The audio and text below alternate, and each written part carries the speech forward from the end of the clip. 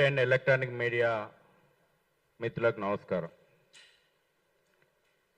కొంచెం లెంతీగా ఉంటుంది press conference. హిందువులుగా గోభక్తులుగా మేము చెప్పినటువంటి విషయాలన్నీ కూడా ప్రజల్లోకి తీసుకుపోయి ప్రభుత్వాల మీద ఒత్తిడి తెచ్చేలాగా సహకరించాలని చెప్పి మొదటగానే నేను విజ్ఞప్తి చేస్తూనే ప్రింట్ అండ్ ఎలక్ట్రానిక్ మీడియాకు చేతులెత్తి నమస్కరించి విజ్ఞప్తి చేస్తూ నేను ఈ ప్రెస్ కాన్ఫరెన్స్ స్టార్ట్ చేస్తున్నా. రక్తం బారుతుంది, గోవుల రక్తం. ఇవాళ మనం ప్రెస్ కాన్ఫరెన్స్ పెట్టుకున్న సమయంలో కూడా పాతపట్టణం రోడ్ల మీద గోవుల రక్తం ఏరులై పారుతుంది. ఇవాళ ఈ రాష్ట్రం లోపట ప్రజాస్వామ్యం ముసుగు లోపట రజాకార్ ఎజెండా అమలవుతుంది. కాసిం రజ్వీ అమలు చేసినటువంటి రజాకార్ ఎజెండా ఇవాళ తెలంగాణ లోపట అమలవుతూ ఉంది. రజాకార్ వారసులు ఎంఐఎం గుండాలు సవాళ్ళు ఇసురుతున్నారు నడి రోడ్డు మీద. చట్టాలు మాకు వర్తించవు, పోలీసులను బెదిరిస్తూ ఉన్నారు, నడి రోడ్ల మీద దాడులకు పాల్పడుతూ ఉన్నారు, గోరక్షకులను చంపేస్తామని బెదిరిస్తున్నారు. అరే ఔరంగజేబు వారసులారా, ఛత్రపతి శివాజీ వారసులు ఈ దేశంలో ఉన్నారని గుర్తుపెట్టుకోండి. స్వీకరిస్తున్నాం, మీ ఛాలెంజ్లను స్వీకరిస్తున్నాం. బిడ్డ దారుసలం గో రక్తంతో దడుస్తున్నటువంటి దారుసలంకు బుల్డోజర్లు వచ్చేటువంటి రోజులు తొందరలో ఉన్నాయని గుర్తుపెట్టుకోండి. ఓపెన్ ఛాలెంజ్ ఇస్తున్నారు కదా మీరు, మేము స్వీకరిస్తున్నాం. పోలీసులు ప్రభుత్వము పూర్తిగా చేతులెత్తేసింది. ఇవాళ రజాకార్ ఎజెండాకు తలదించుకున్నది. ప్రజాప్రతినిధులు, ఎంఐఎం ఎమ్మెల్యేలు, ఎమ్మెల్సీలు గుండాల్లాగా అక్రమ వధశాలలు ఏర్పాటు చేసుకొని ఆ పార్టీ టికెట్లు ఇచ్చింది అందరికి కూడా అదే బ్యాక్గ్రౌండ్. గుండాలు, రౌడీలు, దేశ వ్యతిరేక శక్తులు. నేను రాజకీయాలు మాట్లాడదలుచుకోలేదు, కానీ ఎంఐఎం పార్టీ ఈ దేశ వ్యతిరేక పార్టీ. పోయిన నెల 16 మార్చి రోజున వందే మాతరం పాడను అని చెప్పి తెలంగాణ అసెంబ్లీ నుంచి బైకాట్ చేసినటువంటి దేశ వ్యతిరేక భావజాలం అది. హిందువులు పూజించుకునేటువంటి గోవును మేము తింటాం, కట్ చేస్తాం, రక్తం పారిస్తామని బహిరంగంగా మాట్లాడుతున్న పార్టీ ఆ పార్టీ. 15 నిమిషాలు టైం ఇస్తే హిందువులను ఊచకోత కోస్తా అన్నటువంటి పార్టీ ఆ పార్టీ. కాబట్టి ఈ రోజున రాష్ట్రం లోపట కాంగ్రెస్ పార్టీ, రేవంత్ రెడ్డి సర్కార్ ఆ రజాకార్ గుండాలకు ఇవాళ తెలంగాణను అప్పజెప్పిరా అని అడుగుతా ఉన్నా. చట్టాలు ఉన్నాయి, చట్టాలు అమలైతలేవు. ఈ రాష్ట్రం లోపట గోహత్యలను నిషేధించడానికి 1977 లోపట ఉన్నటువంటి చట్టాలు ఈరోజు కూడా రాష్ట్రంలో అమలై ఉంది.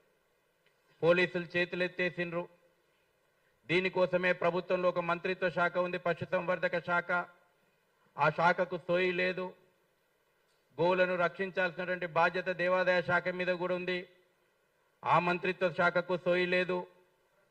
హోం మంత్రిత్వ శాఖ తన దగ్గరనే పెట్టుకున్నటువంటి ముఖ్యమంత్రి ఇవాళ దాని గురించి మాట్లాడడమే మర్చిపోయిండు, పర్యవేక్షించడమే మర్చిపోయిండు. చివరికి ఈ రాష్ట్రంలో ఉన్నటువంటి పోలీసు అధికారులు గో అక్రమ రవాణాదారులతోటి, అక్రమ గో వధశాలలు నిర్వహిస్తున్నటువంటి గూండాలతోటి మీటింగ్ పెట్టి పండుగ ఏర్పాట్లకు సన్నద్ధమవుతుంది, గో రక్తం పారించడానికి సిద్ధమవుతోంది. నేను ఇవాళ డిమాండ్ చేస్తా ఉన్నా, గడిచిన వారం రోజుల నుంచి చివరికి గత సంవత్సరం 100కు డయల్ చేసి పెద్ద పెద్ద స్టేట్మెంట్లు ఇస్తారు పోలీసు వాళ్ళు.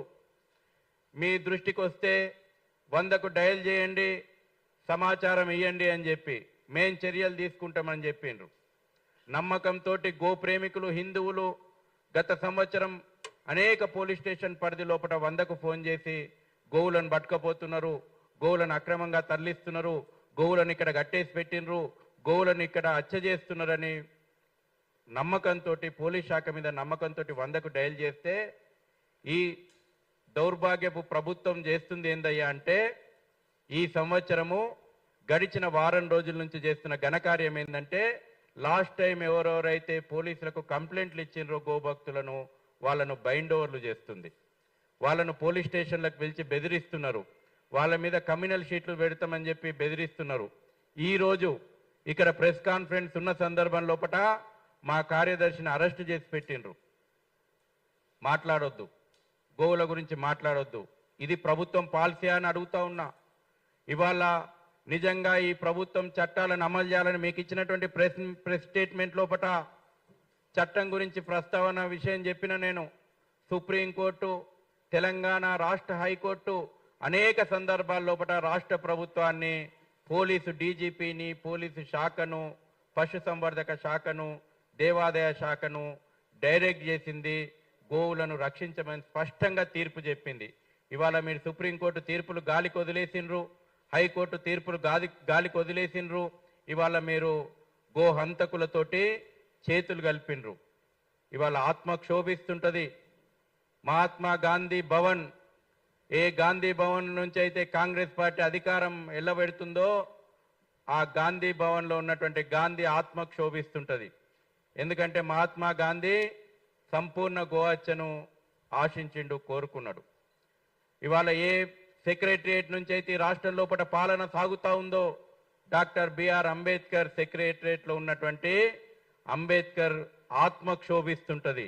ఎందుకంటే ఆర్టికల్ 48 ప్రకారము పశు సంపదను కాపాడాల్సినటువంటి బాధ్యత రాజ్యాంగం లోపల పొందుపరిచిండు డాక్టర్ బిఆర్ అంబేద్కర్ గారు. అదేవిధంగా ఈ రాష్ట్రంలో ఉన్నటువంటి అన్ని ప్రముఖ దేవాలయాల లోపల దేవాదాయ నిర్లక్ష్యం కారణంగా గోమాత కన్నీరు పెట్టుకుంటా ఉంది. ఇవాళ డిమాండ్ చేస్తూ ఉన్నాము, ఇవాళ మీరు గో రక్షకులపైన బైండ్ ఓవర్లు కాదు, అసదుద్దీన్ ఓవైసీతో పాటు, అక్బరుద్దీన్ ఓవైసీతో పాటు ఎంఐఎం ప్రజాప్రతినిధులు, ఎమ్మెల్యేలు, ఎమ్మెల్సీలను, కార్పొరేటర్లను బైండ్ ఓవర్ చేయండి. ఆ గుండాలను బహిరంగంగా చట్టాన్ని సవాల్ చేస్తున్నారు. మొన్న ఎమ్మెల్యే మాజిద్ హుస్సేన్ పోలీసులను బెదిరించి నడి రోడ్డు పైన షో చేసిండు. ఎమ్మెల్సీ రెహమాన్ బేగ్ చెక్ పోస్టుల దగ్గర నిలబడి ఇవాళ గో అక్రమ రవాణాను ప్రోత్సహిస్తూ ఉన్నాడు. చీమ చిటుక్కుమంటే మాకు కనబడుతుంది. విశ్వనగరం అని స్టేట్మెంట్లు ఇస్తున్నటువంటి పోలీస్ శాఖను నేను అడుగుతా ఉన్నా, మీ యొక్క విశ్వనగరం సీసీ కెమెరాలకు ఇవి ఈ పాటికే భాగ్యనగరం లోపట నడి రోడ్డు పైన కట్టేస్తున్నటువంటి వేలాది గోవులు కనబడతలేవా? మీ కళ్ళు మూతపోయినాయా? గోవుల యొక్క ఆక్రందన మీ చెవులకు వినబడతలేదా? ఇదా పాలన? ఎవరికి దాసోహం అంటున్నారు మీరు? రజాకార్ ఎజెండాకు దాసోహం అన్నారు. తప్పకుండా ఈ రకమైనటువంటి మీ ప్రతిబంధకాలను తప్పకుండా ఎదిరిస్తాం. మీ అఘాయిత్యాలు పరాకాష్ఠకు చేరుకున్నాయి. అందుకే ఇవాళ చెప్తా ఉన్నాం, మేము వెంటనే ప్రధానంగా డిమాండ్ చేస్తున్నాము, ఎంఐఎం ఎంపీ అసదుద్దీన్ ఓవైసీతో పాటు ఆ పార్టీ ప్రజాప్రతినిధులు గూండాల్లాగా వ్యవహరిస్తూ ఘోర హత్యను ప్రోత్సహిస్తున్నారు. వాళ్ళ మీద పీడీ యాక్ట్ నమోదు చేయాలా. పాత బస్తీలో ఉన్నటువంటి అక్రమ వధశాలలను వెంటనే మూసేపించాలా. పశు వైద్య అధికారులు అవినీతికి కేర్ ఆఫ్ అడ్రస్ ఇవాళ పశు వైద్య శాఖ. గతంలో చూసినాం, గత ప్రభుత్వంలో గొర్రెల కుంభకోణం అయింది. గొర్రెల కుంభకోణం లోపల ఆ శాఖ అవినీతి బయటపడింది. ఇవాళ యోగ్యతకు, వ్యవసాయ యోగ్యత ఉన్నటువంటి పశువులకు కూడా ఫిట్ ఫర్ స్లాటర్ అనేటువంటి సర్టిఫికేట్లు ఇస్తున్నారు. కాబట్టి వాళ్ళ మీద కూడా మేము పిలుపునిస్తున్నాం. ఎక్కడిదక్కడ మార్కెట్లలో ఉన్నటువంటి స్థానిక హిందూ యువత వాళ్ళ మీద కంప్లైంట్లు ఇవ్వాలి. మేము కూడా వాళ్ళ యొక్క ఏసీబీకి ఈ పాటికే వాళ్ళ మీద కంప్లైంట్ చేయడం జరిగింది.